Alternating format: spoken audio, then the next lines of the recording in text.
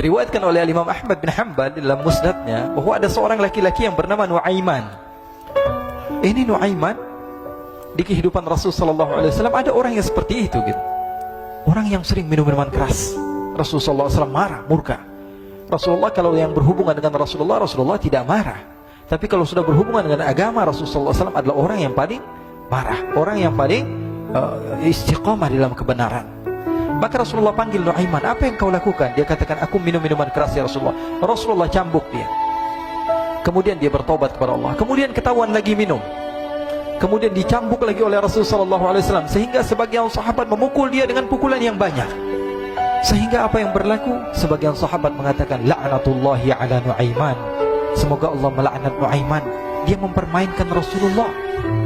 Dia bilang sudah mau taubat tapi minum lagi. Dia bilang sudah mau taubat tapi minum lagi. Maka Rasulullah SAW mengatakan, la tal'anuh fa innahu yuhibbullah wa rasulah. Kata Rasulullah, jangan kamu laknat Nuaiman, karena dia itu cinta sama Allah, cinta sama Rasulnya. Dalam riwayat dia dicintai Allah dan dicintai oleh Rasulnya Muhammad sallallahu alaihi wasallam.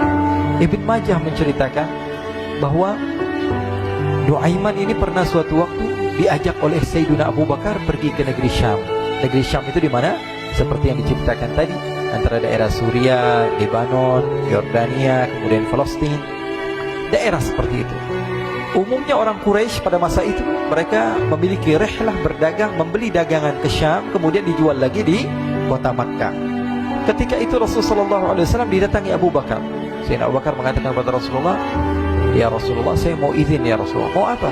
Saya mau ajak dua sahabat kamu ini ikut berdagang ya Rasulullah. Siapa? Kata Rasul? Nuaiman. Kata Rasulullah, Nuaiman kamu mau ajak? Mau ngapain? Biar seru-seruan aja ya Rasulullah. Kata Rasulullah, ya sudah, saya izinkan kamu bawa Nuaiman. Ketika itu Sayyidina Abu Bakar membawa Nuaiman sama satu sahabat namanya Suwaibid ibn Harmalah. Siapa namanya? Suwaibid ibn Harmalah. Ini sahabat Rasulullah SAW yang memiliki sifat yang berbeda-beda. Kalau Nuaiman ini aneh. Pernah Rasulullah SAW dibawain makanan banyak, dikasih Rasulullah, dikasih sahabat semua. Semuanya sudah makan, tiba-tiba si Nuaiman ini, sahabat Nabi Nuaiman mengatakan kepada Rasulullah, ya Rasulullah, ini yang penjualnya, tolong kau yang bayar ya Rasulullah. Makanan udah habis. Makanan udah habis. Rasulullah SAW bingung, saya yang bayar. Akhirnya Rasulullah katakan kepada sahabat, ayo keluarkan uang, kita patungan, kita bayar. Rasulullah aja dimainin, apalagi kita orang. Sallu ala Nabi Muhammad. Nuaiman diajak Sayyidina Abu Bakar. Kata Rasulullah SAW, benar kamu mau ajak Nuaiman? Iya ya Rasulullah. Diajaklah. Diceritakan dalam riwayat Ibn Majah, diceritakan juga dalam Syiar A'lam Nubala, diceritakan juga dalam musnadnya Imam Ahmad bin Hanbal, dalam riwayat Imam Ahmad bin Hanbal. Maka diceritakan Nuaiman diajak oleh Sayyidina Abu Bakar. Sesampainya di negeri Syam, semua dibagi tugas. Fulan bin Fulan kerjaannya ini, Fulan bin Fulan kerjaannya ini, semua memiliki kerjaan. Nuaiman tanya, wahai Abu Bakar, kerjaannya saya apa wahai Abu Bakar? Kata Sayyidina Abu Bakar, kamu mau ngapain terserah kamu wahai Nuaiman. Yang penting kamu ikut saya kan. Kemudian satu di antara mereka namanya Suwaibid ibn Harmalah. Ditanya oleh Sayyidina Abu Bakar, wahai Suwaibid, kamu mau kerjaan apa? Kata Suwaibid, terserah kamu wahai Abu Bakar. Kata Sayyidina Abu Bakar, kamu menjaga makanan, karena saya tahu kamu ini adalah orang yang senantiasa menjaga amanah. Suwaibid ini kalau disuruh maju dia maju, disuruh mundur dia mundur, disuruh ke kanan dia ke kanan, disuruh ke kiri dia ke kiri. Orang yang ikut aja. Kalau Nuaiman beda, disuruh maju dia ke belakang, kasih sen kanan ke kiri belok. Nuaiman itu orang yang berbeda. Maka Suwaibid mendapatkan tugas, semua mendapatkan tugas kecuali Nuaiman. Sehingga ikhwani, apa yang berlaku, apa yang terjadi? Sayyidina Abu Bakar pergi sibuk dengan kesibukannya, sehingga datanglah waktu siang. Nuaiman sudah lapar. Nuaiman cari makanan. Dia nggak punya uang, diajak Sayyidina Abu Bakar tapi tidak diberikan uang. Sehingga dia cari-cari makanan. Dia tahu Suwaibid yang jaga makanan, dikatakan, wahai Suwaibid, saya mau makan, berikan kepada saya satu roti saja. Yang terpenting apa? Saya makan sekarang, saya sudah lapar. Kata Suwaibid, ya Allah Nuaiman, kita tunggu Abu Bakar saja sehingga dia datang, karena ini amanat. Amanat dari Abu Bakar, saya tidak boleh berikan kepada siapapun kecuali atas izin Abu Bakar. Kata Nuaiman, kasih saya makanan, kalau tidak saya bikin masalah sama kamu. Merah wajahnya Suwaibid, karena dia tahu, jangankan saya Rasulullah jadi mainin. Bingung, Apa yang harus saya lakukan? Akhirnya Nuaiman bilang, gampangannya aja, kata Nuaiman, kamu kasih saya makanan, atau kalau tidak saya bikin masalah sama kamu. Bingung Suhaib pikir panjang. Setelah itu dia katakan, ya sudah Nuaiman, saya tetap mau jaga amanah Abu Bakar, karena saya takut ini adalah perintahnya Allah, perintahnya Rasulullah SAW, dan perintah daripada Abu Bakar, sahabatnya Nabi. Kata Nuaiman, kalau memang begitu kamu maunya, ya sudah, berarti kamu ngajakin berantem sama saya. Nuaiman pergi ke pasar. Dia cari-cari tempat penjualan hamba sahaya. Dia lihat-lihat beberapa hamba sahaya. Ini berapa harganya? Ini katanya 10 qalanis. Ini berapa? Ini harganya, hitungan orang zaman dahulu, kita sih hitung seperti dirham, berapa ratus dirham gitu, 200 dirham. Yang ini berapa? 300 dirham. Yang ini berapa harga hamba sahaya? 300 dirham. Harganya antara 300, 200 sampai 100. Kemudian Nuaiman mengatakan kepada penjual hamba sahaya tersebut, saya punya juga hamba sahaya, tapi saya jual cuma 20 dirham saja, murah. Katanya, apa benar ada hamba saya harganya segitu? Iya, karena dia punya aib, ada kekurangan. Apa? Nanti kalau kalian tangkap, dia bakalan teriak, saya ini bukan hamba sahaya, tapi orang merdeka. Akhirnya semua orang berkumpul mau beli. Ini Nuaiman sama Nuaiman diajak ke Suhaib bin Harmalah tadi. Kata Nuaiman, itu ada orang yang berdiri sedang menjaga makanan, itu hamba sahaya saya, tangkap saja. Oh, baik. Diberikan uang 20 dirham, dimasukkan oleh Nuaiman ke kantongnya, kemudian Suhaib ditangkap. Ketika ditangkap, Suhaib teriak, saya bukan hamba saya orang merdeka. Maka orang-orang tersebut mengatakan, saya sudah tahu kekurangan kamu. Ini memang kekurangan kamu, memang kamu, tapi saya tidak perlu dengan bacot kamu, yang penting kerjanya kamu gitu. Ya kan, hamba saya untuk apa? Untuk kerja. Mau dia ngomong apa, mau ngomel, terserah, yang penting dia mau kerja. Akhirnya ditangkaplah Suhaib dan dijual di pasar. Nuaiman punya uang banyak ini. Dia beli makanan, dia beli minuman, dia beli hadiah buat Rasulullah. Dia beli macam-macam di negeri Syam ini. Waktu itu adalah superpower, adidaya Romawi. Pada masa itu semua barang mahal, tapi Nuaiman banyak uangnya. Dia belanja ini, belanja itu, sehingga Sayyidina Abu Bakar pun pulang. Ketika Sayyidina Abu Bakar pulang, Sayyidina Abu Bakar cari, mana ini Suhaib? Kita semua sudah lapar. Kata Nuaiman dengan mudahnya dia mengatakan, sudah saya jual wahai Abu Bakar. Maka Sayyidina Abu Bakar bertanya, apa yang kau lakukan wahai Nuaiman? Diceritakan oleh Nuaiman dengan jujur. Nuaiman ini orangnya apa adanya, tapi nyusahin. Saya jual. Akhirnya dibawa oleh Nuaiman, Sayyidina Abu Bakar pergi ke mana?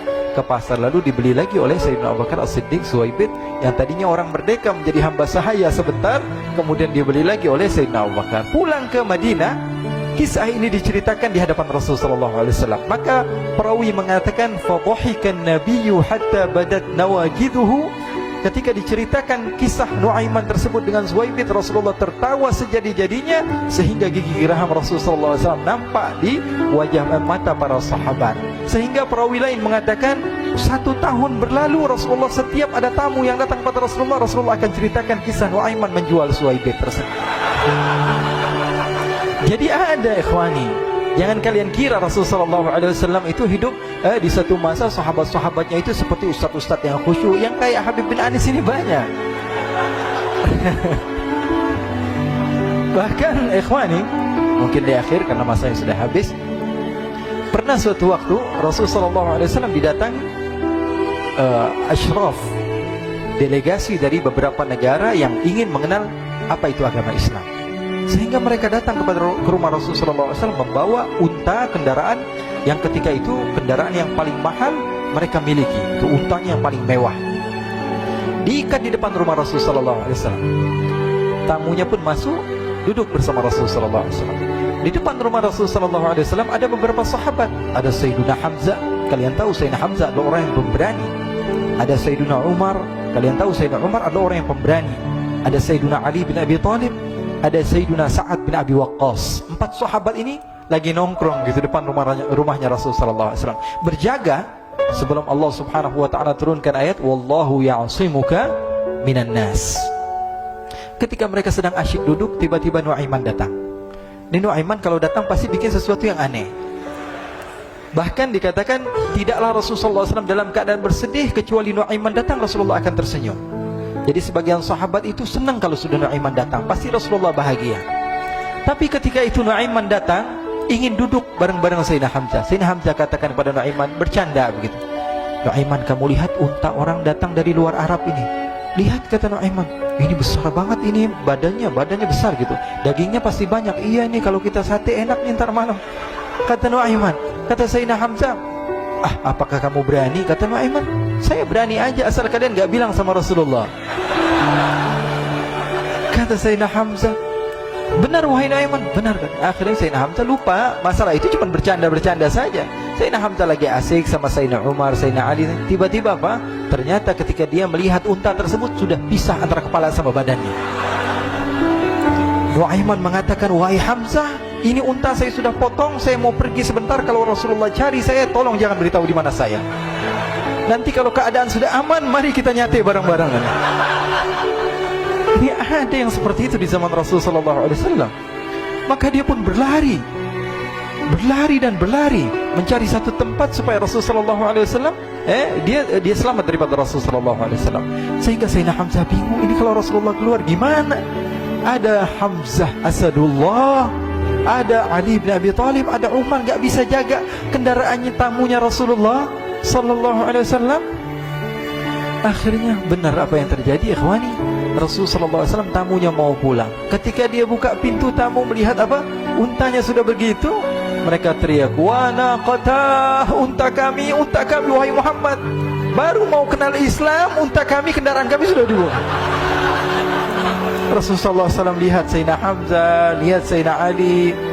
Mereka gak bisa ngomong, mereka hanya bilang apa? Nuaiman ya Rasulullah. Rasulullah perintahkan Sayyidina Umar, wahai Umar, sekarang kamu ambil uang, kemudian kamu gantikan, kemudian kamu berikan 2 kali lipat daripada harta unta ini, sehingga apa? Agama Islam tidak didengar dengan sesuatu yang tidak baik di luar sana. Akhirnya diberikan harta, diberikan unta yang baru dan diberikan harta yang lebih untuk orang tersebut, sehingga orang tersebut tidak menjelek-jelekan agama Islam. Kata Rasulullah SAW, dan sekarang waktunya kita balas dendam sama Nuaiman. Nuaiman ternyata berlari tempat yang jauh sampai hampir keluar dari kota Madinah. Dia dapatkan seorang sahabat Nabi yang hadir juga dalam peperangan Badar, namanya Al-Miqdad bin Al-Aswad. Siapa namanya? Al-Miqdad bin Al-Aswad ketika itu sedang menggali sumur. Ketika sedang menggali sumur, Nuaiman datang. Nuaiman katakan kepada Miqdad, wahai Miqdad, wahai sahabat Rasul, kamu orang yang hadir dalam peperangan Badar, kamu adalah orang yang hebat. Dipuji-puji sama Nuaiman. Ada maunya ini. Akhirnya dia bilang, wahai Miqdad, tolong saya. Kenapa wahai Nuaiman? Kamu ini kekasihnya Rasulullah, orang yang disayang sama Rasulullah. Kenapa? Saya ini sedang dikejar-kejar orang jahat.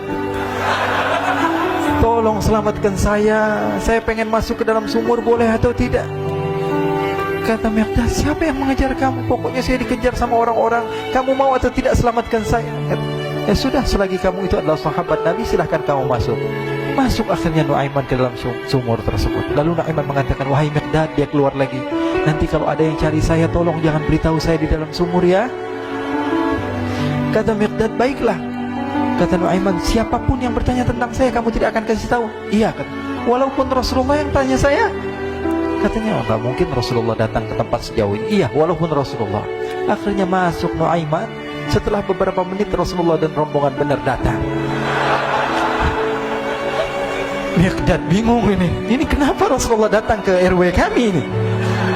Ada apa yang Rasulullah sampai sejauh ini? Ditanya, ya Rasulullah, ada apa ya Rasulullah? Kata Rasulullah, saya cari Nuaiman. Di mana Nuaiman? Innalillah, kata Miqdad. Nggak dijawab ini Rasulullah. Kalau dijawab saya ingkar janji. Akhirnya apa dia katakan? Wahai Rasulullah, mata saya tidak memandang kepada Nuaiman, tapi tangannya nunjuk ke dalam sumur. Sahabat. Apa dia bilang? Mata saya tidak melihat kepada Nuaiman, tapi tangannya nunjuk ke sumur. Akhirnya dibuka sama Rasulullah, Nuaiman muncul. Kata Rasulullah, Nuaiman, kamu bikin malu saya, wahai Nuaiman. Ya Rasulullah, yang bersalah bukan saya, tapi orang yang mencari saya bersama kamu ya Rasulullah.